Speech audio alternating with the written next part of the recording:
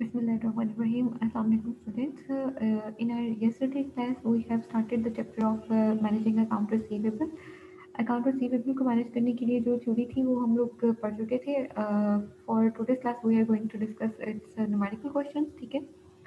अच्छा, अगर हम न्यूमेरिकल क्वेश्चंस के बारे में बात करें तो हम इसको स्टार्ट करूँगी मैं एक्सरसाइज 8-4 से.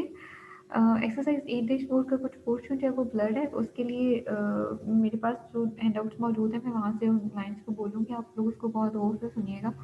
अगर फिर भी कोई प्रॉब्लम हो तो मुझे बता दीजिएगा, मैं उसको दोबारा से उस पेज को क्लिक करके आपको अगेन जो है वो सेंड कर दूँगी. ठीक है. अच्छा, let's start our discussion from exercise 8-4.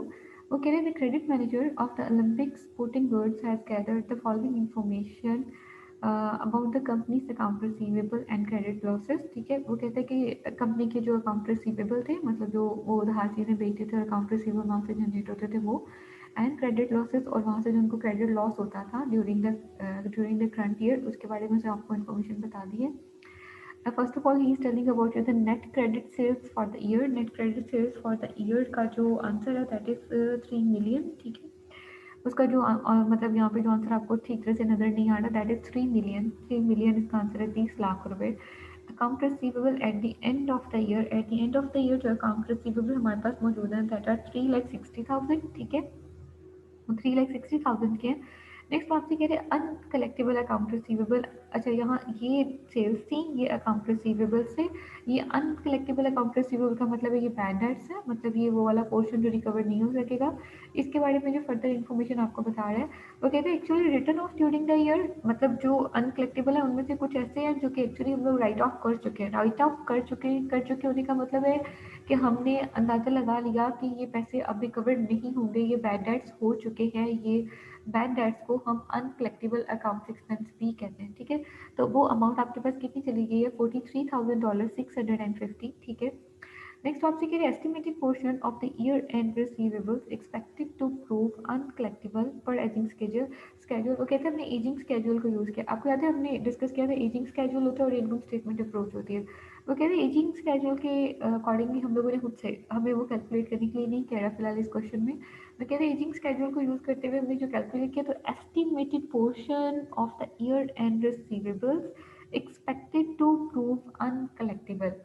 अगर गौर से उसकी बात सुने ना तो वो कहता है कि ये पोर्शन हम लोगों ने एजिंग स्केड्यूल को यूज़ करते हुए एस्टिमेट किया है कि इस साल ये एक्चुअली रिटर्न ऑफ का मतलब है एक्चुअली ये बैड डेट्स हो चुके हैं. ठीक है.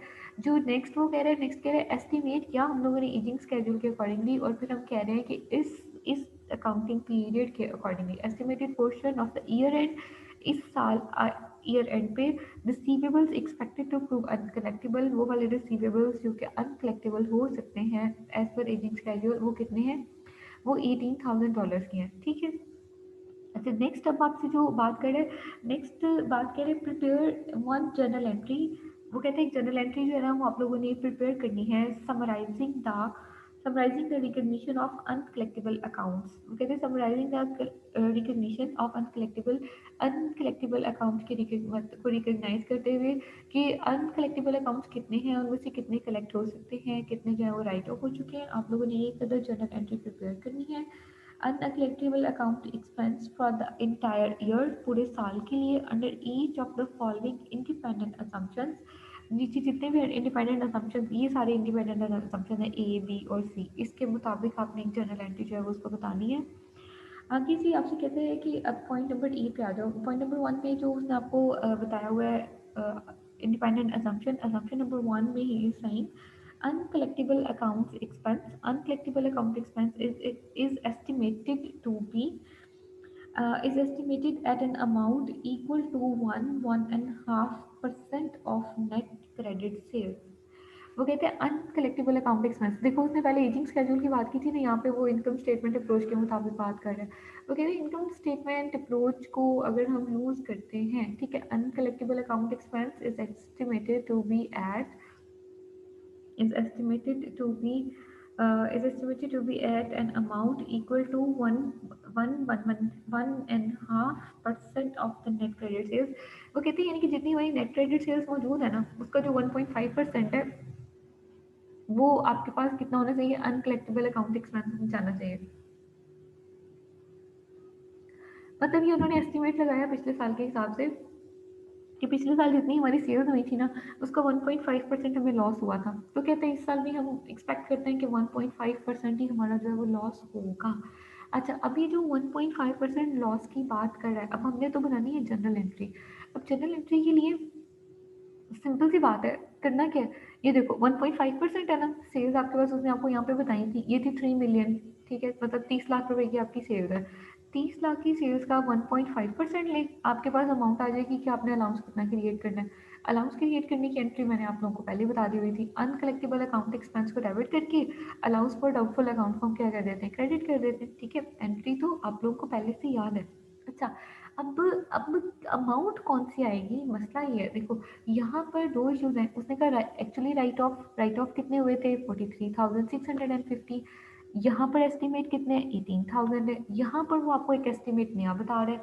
यहाँ पे वो कह रहे हैं uncollectible account expense is estimated to be the amount equal to one and half. ठीक है, मतलब एक बटा दो, मतलब वन एंड हाफ का मतलब है कि एक पूरा है, एक एक वन फुल और 1/2 की फ्रैक्शन, इसका मतलब 1.5 है वो तो इन एक्चुअल अगर हम इसको चेक करते हैं तो हम इसको किस तरह से सॉल्व करेंगे, इसका सॉल्व करने का देखो, अब सॉल्व पता है किस तरह से होगा बेसिकली। अच्छा, सबसे पहले तो गिवन गिवन इन्फॉर्मेशन में तो नेट क्रेडिट सेल्स हमारे पास कितनी थी, 3 मिलियन की थी। अगर हम अपने अकाउंट रिसीवेबल अकाउंट की बात करेंगे तो सिंपल सी बात है, जो हमें वो ईयर एंड इन्फॉर्मेशन दे रहा है, ये वाली अमाउंट 43,650, ये तो बैड डेट्स हो गए। ठीक है, उसने मतलब जब हम बैड डेट्स करते हैं तो हमने जनरल एंट्री की थी कि हम बैड डेट्स अकाउंट को डेबिट करके अकाउंट रिसीवेबल को क्या कर देते हैं, क्रेडिट कर देते हैं। अकाउंट रिसीवेबल का जो क्लोजिंग बैलेंस बता रहा है वो हमें बता रहा है 3,60,000 है। 3,60,000 में से 43,650 हमारे पास क्या हो चुके हैं, हमारे पास बैड डेट्स हो चुके हैं। लेकिन यहाँ तक ये एडिशनल चीज़ें थी जो हमने की हैं। अब जो काम की चीज़ है ना वो देखो ज़रा, वो कहते हैं एस्टिमेटेड अनकलेक्टेबल अकाउंट रिसीवेबल। अब जो है अनकलेक्टेबल अनकलेक्टेबल अकाउंट रिसीवेबल या फिर बैड डेट्स, एक ही चीज़ के दो नेम है, ऑल्टरनेटिव नेम है। ठीक है, अब जब हम अनकलेक्टेबल अकाउंट रिसीवेबल को मेजर करते हैं तो वो कहता उसने कहा था कि वो 1.5% है आपकी सेल्स का। ठीक है, सेल्स हमारे पास कितनी थी, 3 मिलियन, हमने उसका ले लिया 1.5%। 1.5% लिया तो हमारे पास अमाउंट अब कितनी आ गई, हमारे पास अमाउंट आ गई $45,000। ठीक है, इस टाइम हमारे पास रिजर्व के अंदर, ठीक है, इस टाइम हमारे पास रिजर्व के अंदर या इस टाइम हमारे पास अलाउंस के अंदर कितने पैसे मौजूद होने चाहिए हमारे पास इस टाइम, क्लोजिंग टाइम के, ये क्लोजिंग टाइम चल रहा है ना, क्लोजिंग टाइम में हमारे पास अलाउंस के अंदर $45,000 मौजूद होना चाहिए। ठीक है, 3 लाख का 1.5% या 45,000। अब यहाँ पर जब हम अपना ये बनाते हैं ना, टी अकाउंट बनाते हैं, जिस तरह से हम लोग उसको 3 कॉलम अकाउंट बनाते हैं।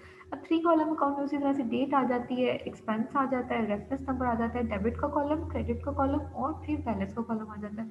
अब यहाँ पे जो 45,000 है ना, ये 45,000 यहाँ बैलेंस में आना चाहिए। ठीक है, अच्छा, ऑलरेडी जो एक्सपेंस हो चुके हैं बैड डेट्स के, बैड डेट्स हमारा एक्सपेंस है ना, बैड डेट्स हमारे डेबिट होते हैं। तो बैड डेट्स की वैसे भी जब हम जनरली एंट्री करते हैं अलाउंस फॉर डाउटफुल अकाउंट के लिए, तो हम लोग ये कहते हैं बैड डेट्स एक्सपेंस डेबिट और अलाउंस फॉर डाउटफुल अकाउंट हम उसको क्रेडिट कर देते हैं। तो ये जो अलाउंस फॉर डाउटफुल अकाउंट है ये डेबिट होता है बैड डेट की वजह से। अब बैड डेट्स ऑलरेडी कितने हो चुके हैं, 43650 के, ऑलरेडी 43650 के बैड डेट्स जो है वो हो चुके हैं। तो ये हमारे पास बैलेंस में भी इस टाइम कितना, 43, ये डेबिट बैलेंस में आ जाएगा। अच्छा, अलाउंस फॉर डाउटफुल इस टाइम जो क्लोजिंग हमें रिजर्व चाहिए वो कितना है, 45,000। अगर हम इस चीज़ को मैनेज करने की कोशिश करें कि और हमने इतनी अमाउंट में अलाउंस क्रिएट करना है जिसमें हमारा ये 43,650 भी हमारा कॉम्पनसेट हो जाए और ये 45,000 हमारे पास बच भी जाए। तो अलाउंस क्रिएट करने के लिए हम क्या करेंगे, इन दोनों अमाउंट्स को ऐड करेंगे, 45,000 प्लस दिस 43650 दोनों को ऐड करेंगे। तो इस टाइम जो अलाउंस क्रिएट होगा वो कितनी अमाउंट से होगा, 88,650। ये देखो, अब जब अलाउंस क्रिएट करने की एंट्री करोगे आप अपने पास, आप एंट्री क्या करोगे, आप करोगे अनकलेक्टेबल अकाउंट रिसीवेबल एक्सपेंस या बैड डेट्स एक्सपेंस। ठीक है, दोनों में से जो भी नाम यूज करेंगे सेम आएगा। Uncollectible account receivable expense debit और उसके लिए अलाउंस फॉर डाउटफुल अकाउंट वो कितना, वो क्रेडिट हो जाएगा। अब अलाउंस फॉर डाउटफुल अकाउंट कितने अमाउंट से क्रेडिट हुआ है, 88,650 के साथ। अब 88,000, अब ये देखो एक्चुअली होना पता है क्या था, 88,650 के साथ ये अलाउंस हमारे पास मौजूद होता, हम उसमें से ये 43,650 के जो राइट ऑफ हो गए राइट ऑफ करते और 45,000 हमारे पास बैलेंस बचता। क्वेश्चन की जो सिचुएशन है वो ये है, जो आपको सिचुएशन समझाने की कोशिश कर रहा है ना, उसने आपसे कहा था uncollectible account expense is estimated to be an amount equal to 1.5% of the net sales. तो नेट सेल्स का जब हमने 1.5% लिया तो वो आया 45,000, ठीक है, तो 45,000 तो क्लोजिंग है। वो तो इसके इस वो कहते हैं जो क्लोजिंग इस टाइम बैलेंस है, अगर हम सोचें कि जी ये बैड डेट्स हो गई हैं, ये अलाउंस है, ठीक है, इसमें से माइनस करेंगे फिर तो सिर्फ 2,000 बचेगा हमारे पास, कोई 2,000 भी पूरा नहीं होगा, ठीक है, 1,350 के करीब अमाउंट होगी। वो ये बात नहीं कह रहा, वो कह रहे क्लोजिंग के टाइम पे आपके पास 45,000 का अलाउंस बचना चाहिए। अब 45,000 का अलाउंस भी बचना चाहिए। ऑलरेडी इतने बैड डेट्स पहले हो भी चुके हैं जो हमें राइट ऑफ करने हैं, ठीक है, तो हम क्या करेंगे, हम इन दोनों अमाउंट्स को ऐड करके इस अमाउंट की इस क्रेडिट, क्योंकि अलाउंस अलाउंस जब भी क्रिएट होगा वो हमेशा क्रेडिट होगा। मैंने आपको बताया था जो अलाउंस फॉर डाउटफुल अकाउंट है ना, that is Contra asset account, और वो कॉन्ट्रा एसेट एसेट कौन सा, अकाउंट रिसीवेबल। जैसे कोई भी एसेट है ना, लैंड है, उसका लैंड है या बिल्डिंग है या फर्नीचर है, तो उसका कॉन्ट्रा एसेट अकाउंट क्या होता है, उसकी क्यूमुलेटेड डेप्रिसिएशन अकाउंट। इसी तरह से जितने भी ये होंगे आपके पास नोट्स रिसीवेबल होंगे, अकाउंट रिसीवेबल होंगे, उनके कॉन्ट्रा एसेट्स अकाउंट क्या होंगे हमारे पास, अलाउंस फॉर डाउटफुल अकाउंट, ठीक है, जो अलाउंसेस क्रिएट करने हैं, प्रोविजंस क्रिएट करनी है, वो उनकी कॉन्ट्रा एसेट अकाउंट होंगी। तो यहाँ पे जो एस्टिमेट था वो 45,000 का था। अब अगर हम चाहते हैं कि क्लोजिंग में 45,000 आए, तो ऑलरेडी उसमें से ये अमाउंट तो माइनस होनी ही होनी है। इसका मतलब इन दोनों को ऐड करके इस टाइम जो अलाउंस है वो 88,650 का क्रिएट कर लिया जाए, जिसमें से ये अलाउंस ऑलरेडी माइनस हो जाए और क्लोजिंग बैलेंस में हमारे पास $45,000 बच जाए, ठीक है। तो ये जो अनकलेक्टेबल अकाउंट रिसीवेबल एक्सपेंस जो उसने जनरल एंट्री उसने बेसिकली मांगी हुई है, वो हमने कितनी से करनी है, 88,650 से, और अलाउड फॉर डाउटफुल अकाउंट है वो भी 88,650 से क्रेडिट हो जाएगा। अब 88,650 हमने क्यों लिया है, उसकी एक्सप्लेनेशन के लिए मैंने आपको ये टेबल बनाकर दिखाया है कि देखो इतना तो पहले से राइट ऑफ होना ही होना था, इतनी इतनी हमें मजीद वो चाहिए, तो हम जब हम अलाउंस क्रिएट करेंगे वो हम इन दोनों अमाउंट्स को ऐड करके फिर अलाउंस क्रिएट कर लेंगे, ठीक है।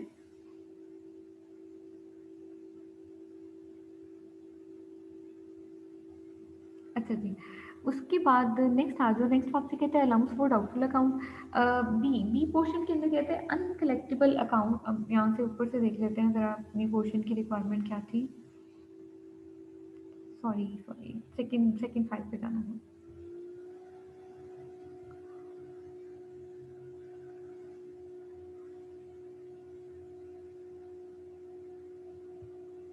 यहाँ देखो, यहाँ बी पॉइंट में कहते हैं uncollectible account expense is recognised, uncollectible account expense is recognised by adjusting the balance in the allowance for doubtful account to the amount indicated in the year end aging schedule. अच्छा, यहाँ पे कहते हैं कि जो अनकलेक्टेबल अकाउंट एक्सपेंस है ना, uncollectible account expense is recognised by adjusting the balance in the allowance for doubtful account. वो कहते हैं कि हम लोगों ने जो अलाउंस फॉर डाउटफुल अकाउंट के अंदर हमारे पास पैसे पड़े हुए थे ना, अब अलाउंस फॉर डाउटफुल अकाउंट के अंदर अभी देखना वो उसने यहाँ पे बताया हुआ था, ये देखो, estimated portion of the year end receivables expected to prove uncollectible per aging schedule amount जो उसने कितनी रखी हुई थी, वो कितनी रखी हुई थी, 18,000 की। ऑलरेडी जो उसने प्रोविजन रखी हुई थी वो कितनी रखी हुई थी, 18,000 की प्रोविजन उसने रखी हुई थी। अभी आपको अपनी ये है uncollectible account expense is recognised by adjusting the balance in the allowance for the doubtful account to the to the amount indicated by the year end aging schedule 15,000। अच्छा, वो यहाँ पे कह रहे हैं टू द अमाउंट, यहाँ पे फिर consider the effect of the right of during the year. तो यहाँ पे फिर आपको नेक्स्ट आगे आगे ये वाली लाइन को कंप्लीट कर रहे हैं, कहते हैं consider the effect of the right of during the year, during right of during the year upon the balance in the allowance for the doubtful account. कहते हैं consider the effect of the rights of during the year from the balance in the allowance for doubtful account. वो कहते हैं आपने consider करना है इस effect को भी कि आप लोगों ने जो अमाउंट है ना वो राइट ऑफ किए अलाउंस फॉर डाउटफुल अकाउंट में से, ठीक है। अब आपने बेसिकली उसने आपको यहाँ पे दोनों सारी जो है वो सिचुएशंस बता दी हैं। एक तो उसने क्या है, uncollectible account expense is recognised, उसको आपने रिकग्नाइज करना है by adjusting the balance in the allowance for doubtful account to the amount indicated in the year end aging schedule। वो कहते हैं कि आपने जो ईयर एंड एजिंग स्केड्यूल के मुताबिक जो आपने आपके पास अमाउंट मौजूद थी उसके अंदर आपने उसको एडजस्ट करना है। The balance in the allowance account at the beginning of the current year, उसका जो अलाउंस का था बिगनिंग ऑफ द ईयर के अंदर, मतलब अगर आप यहाँ पे क्वेश्चन देखें ना, देखो क्वेश्चन के अंदर उसने कहा था estimated portion of the year end receivable expected to prove to be uncollectible for aging schedule 18,000। ठीक है, वो कहता है कि कह रहे एस्टिमेशन ये यूज़ करो, और इसी के बारे में उसने ये कहा था कि ईयर स्टार्ट के ऊपर यहाँ पे उसने कहा था balance in the allowance account at the beginning of the current year was 15,000। मतलब देखो ना, जैसे भी हमने लास्ट क्वेश्चन किया था, उसने कहा था कि 45,000 इस टाइम वहाँ पर अलाउंस अकाउंट में मौजूद होने चाहिए। पिछले साल के राइट ऑफ करके इस साल हमने कितने बचाए 45,000, वही 45,000 अगले साल के लिए क्या बन जाएंगे, ओपनिंग बन जाएंगे। यहाँ पर वो आपको ये बता रहा है, कहते हैं आप जो एजिंग स्केड्यूल के मुताबिक उसने कैलकुलेट किया हुआ है ना, उस पोर्शन को यूज़ करो, और उस पोर्शन को यूज़ करने के बाद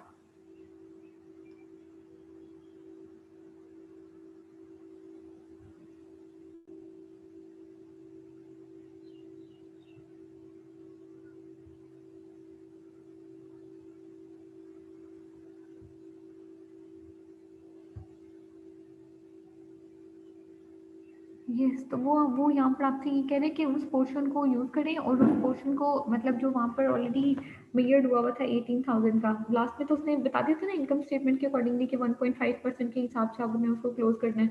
यहाँ पे कहते हैं कि उसको मैनेज कर लो, और 15,000 जो है वो उसका ओपनिंग बैलेंस भी मौजूद है। कहते consider the effect of the right of during the year upon the balance in the allowance for the doubtful account, और उसके डाउटफुल अकाउंट के ऊपर आपने उसका इफेक्ट भी कंसीडर करना है। ठीक है, अब अगर अब हम उसका वो सोल्यूशन देखते हैं, तो सोल्यूशन में देखो ज़रा, बी में वो आपसे कह रहे हैं ऑलरेडी बैलेंस में हमारे पास कितनी अमाउंट मौजूद थी, हमारे पास पैसे मौजूद थे 15,000। ठीक है, ऑलरेडी ओपनिंग बैलेंस उसने बताया ना कि 15,000 मौजूद है, ओपनिंग बैलेंस हमारे पास 15,000 मौजूद था।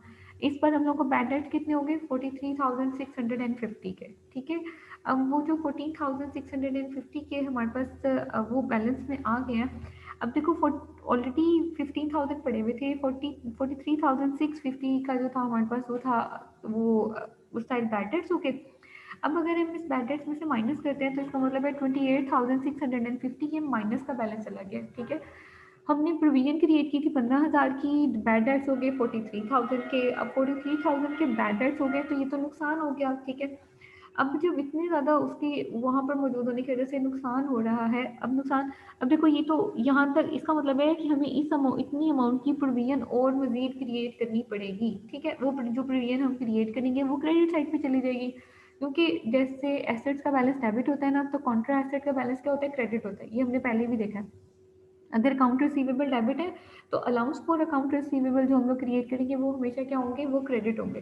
तो अब पहले 15,000 ऑलरेडी ओपनिंग में पड़ा था, हमारे पास बैड डेट्स हो गए 43,650 के। इन दोनों को नेट करते हैं तो हमारे पास 28,650 का जो था वो माइनस का बैलेंस आ रहा था, हमें मजीद इतने की प्रोविजन की ज़रूरत थी। और साथ में उसने कहा कि ईयर एंड की जो प्रोविजन है उसको भी देखो।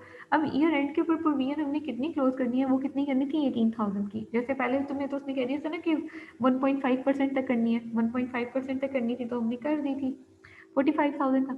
अब हमने कितनी करनी थी, अब हमने 18,000 की। अब देखो, अब 18,000 की हमें क्लोजिंग चाहिए, और उसको बैलेंस करने के लिए हमें 28,650 की चाहिए। तो इन दोनों अमाउंट्स को ऐड करके इस टाइम हम प्रोविजन कितने की क्रिएट कर लेंगे, हम $46,650 की प्रोविजन क्रिएट कर लेंगे। ठीक है, अब देखो estimated amount as per aging method वो हमारे पास कितना था, $18,000, ये हमारे पास होना चाहिए।